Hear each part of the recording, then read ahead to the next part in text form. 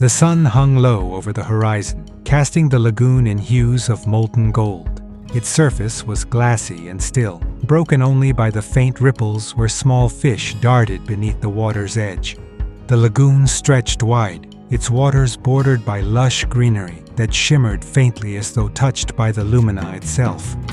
Ix'Quil stood at the edge of the trees, her gaze fixed on the solitary figure crouched near the shore.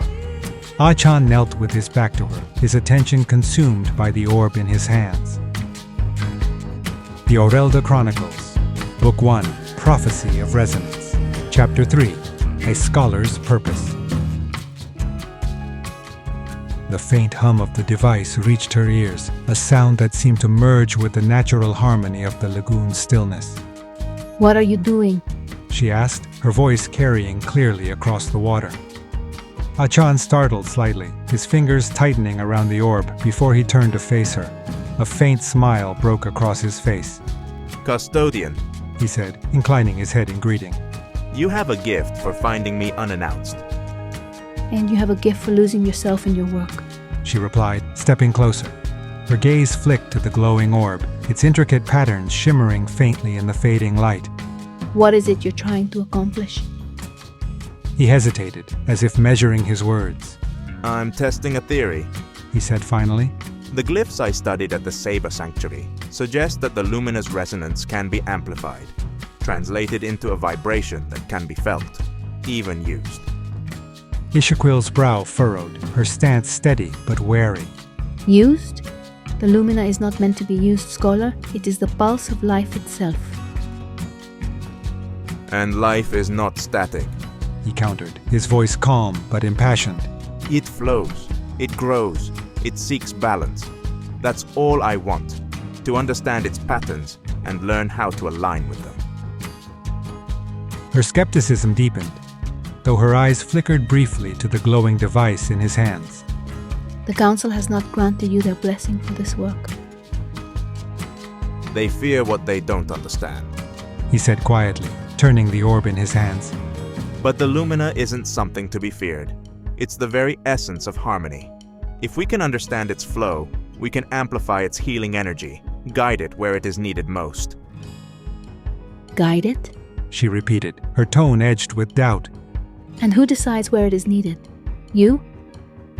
Achan met her gaze steadily. "Not me. The Lumina decides. I don't seek to control it. I only want to give it a voice."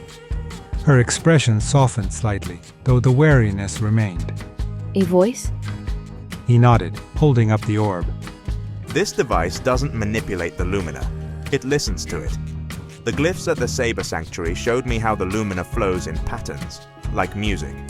This amplifies those harmonics, allowing us to feel them more clearly. Imagine a healer sensing the Lumina's flow to mend a wound, or a farmer aligning their fields to ensure their crops thrive."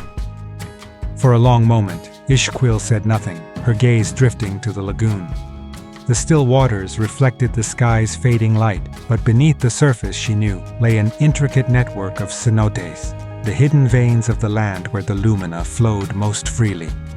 "You remind me of a boy I once knew," she said finally, her voice softer. "Bokman. He too believed he could shape the world with his dreams. But dreams can be dangerous, Achan. They can blind us to the harm we might cause." "And yet," he replied, "without dreams, how do we move forward?" Her gaze returned to him, thoughtful but cautious. "Perhaps you're right, scholar. But even the most noble dream must be grounded in balance." She turned to leave, her footsteps light on the earth. "Wait, Achan said, stepping forward. how do I prove to you that my dream honors balance?" Ix'Quil paused, glancing back over her shoulder. "If you truly wish to listen to the Lumina, there is a place where its voice is strongest. But it is not for the faint of heart." His curiosity flared, his pulse quickening. "Where?" "The sacred grove. She said simply. If your intentions are true, meet me there at the next moonrise.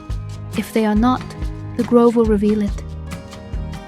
Without waiting for his response, she disappeared into the shadows, her form blending seamlessly with the forest.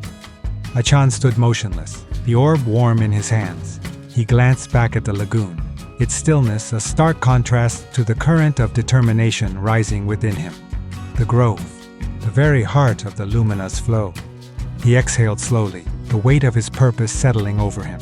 If he was to prove the worth of his work, not just to Ix'Quil, but to himself, he would need to face the Lumina at its source.